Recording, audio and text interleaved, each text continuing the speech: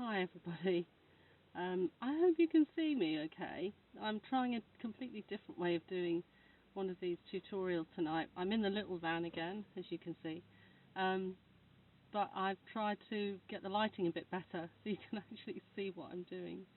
Um, and also a friend of mine who is now part of our Reiki group, and that's Kate, thank you for that, gave me some tips about how to actually present myself on the camera and to have the video in a landscape form instead of having it in the portrait, which is what I did in my first two.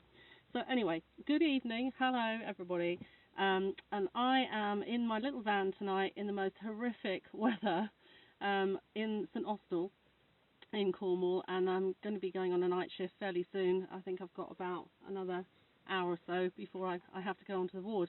And I just thought it might be good just to check in with you all and see how you're all doing, because I think it's been quite a huge week for all of us, and certainly for all those of you who've received an attunement from me. And of course, we're now in a very different world where not only have we got first degree people as part of our little WhatsApp group, but we have second degree, and we have now 2 master third degree initiates as well, which is just absolutely mind-blowing, and I still can't really get my head around it, but somehow I've got this ability to be able to tune people into not only this amazing energy but into these different levels of it, and I'm just completely humbled and stunned on every single day to hear all of your feedback and hear how things are going.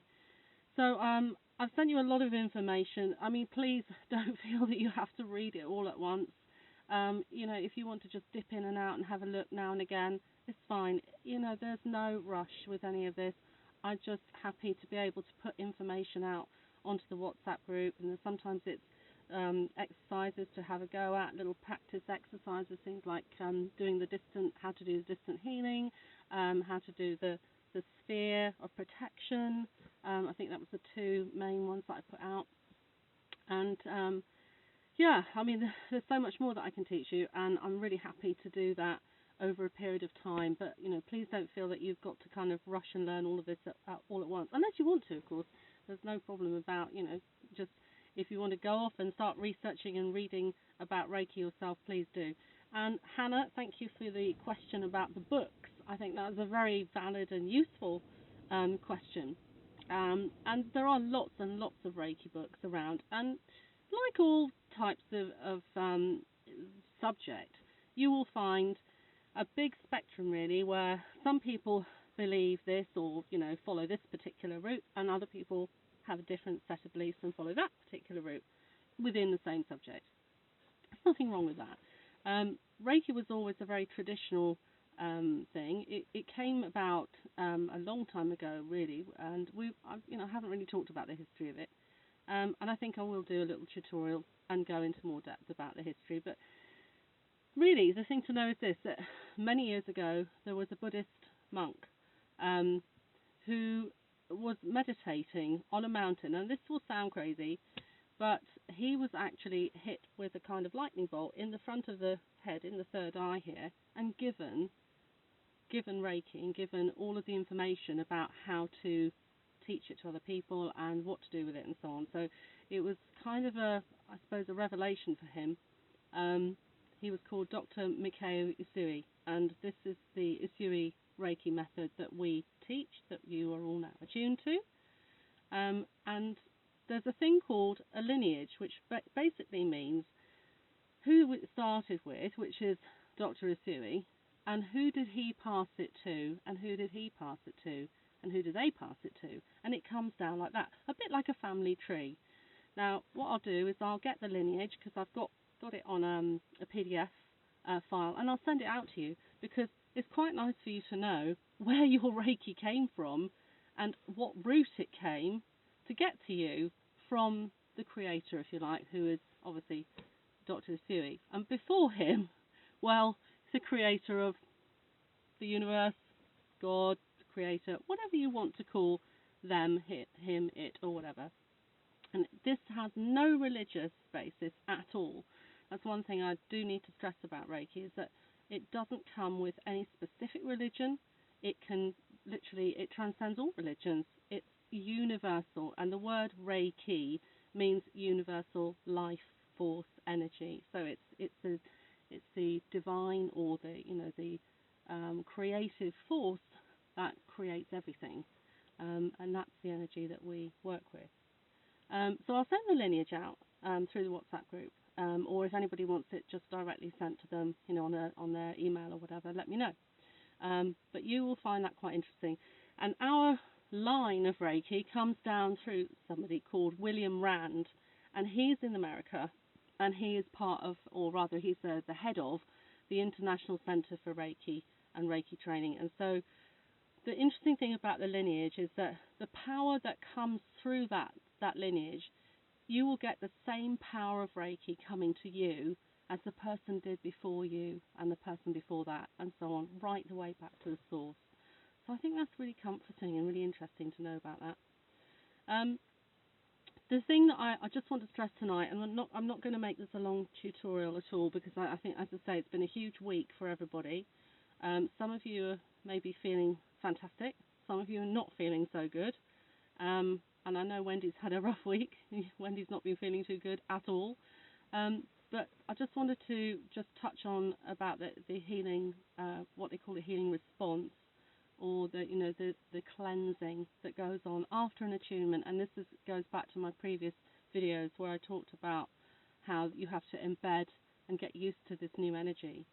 And as part of that, you go through this big kind of detoxing process, and it's a detoxing physically and emotionally, mentally, and spiritually. So quite a lot of stuff can come up from the past. We talked about that before, about feeling emotional or remembering things from the past that may have been, hurts that you had many years ago, or even many weeks ago, or a few days ago, or today. I mean, it doesn't matter where it was, or when it was. But Reiki can transcend all aspects of time. I mean, we can even go back into past lives, but that's for another day. So the healing response can feel, at times, it can feel like you're really ill. And that's okay. We're not going to get into a big medical conference in this video, but there are times when it's important to go and get yourself checked out to make sure you haven't got something, that needs active, sort of urgent treatment. For example, if you had pneumonia, then you would need to be seen in the hospital, wouldn't you? Hence why I'm in a nurse's uniform. I can say that to you.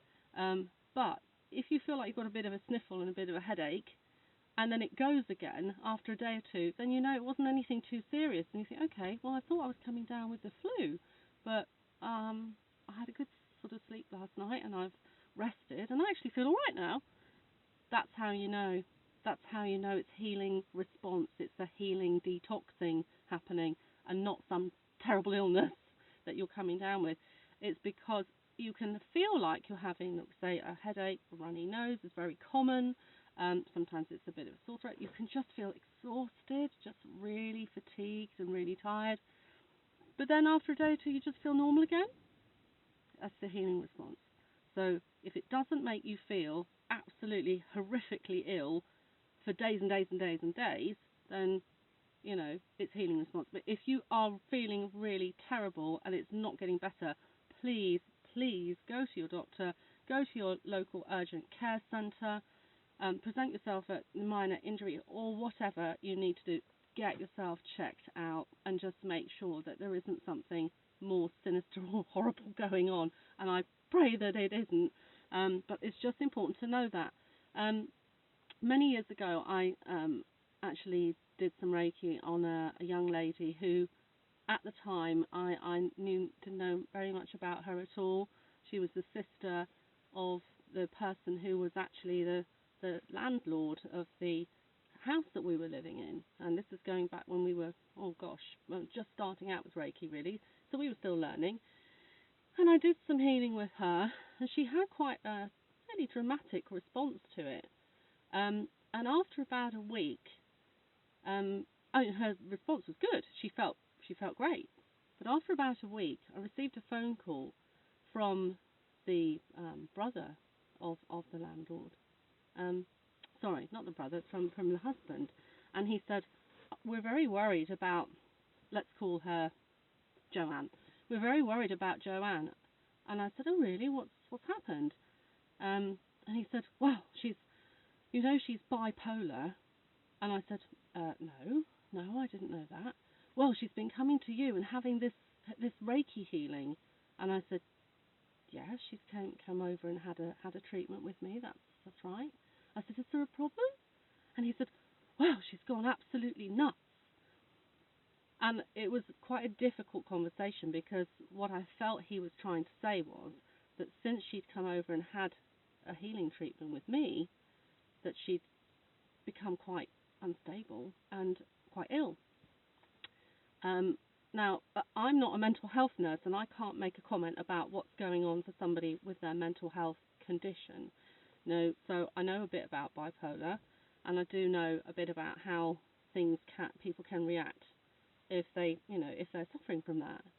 But what I'm trying to point out is the likelihood was that the Reiki energy was actually working on stuff in her, and it might have been that she had an emotional outburst, and that the emotional outburst might have been made worse by the fact that she's got some mental health problems.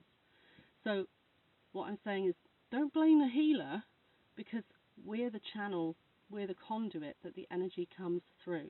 It's not me personally who's healing you, it's you who's healing yourself. So if I give energy through my hands to another person, what I'm doing is giving them the energy, and it's what they do with it, what their body, their mind and their spirit does with that energy is up to them. Now, that's not absolving me from responsibility for someone's well-being. Of course it isn't. But it was a very, very difficult conversation. And at the time, all I could say was, well, I'm really sorry that, she's not well, and if there's anything I can do to help, please let me know. And we sort of left it like that. She did actually end up, this poor girl, she did end up in a mental health unit. But I think, do you know what, it was going to happen anyway. I don't think it was anything to do with the fact that she'd had a Reiki treatment. In my experience, most of the people that I have given Reiki to have had nothing but amazing, wonderful experiences.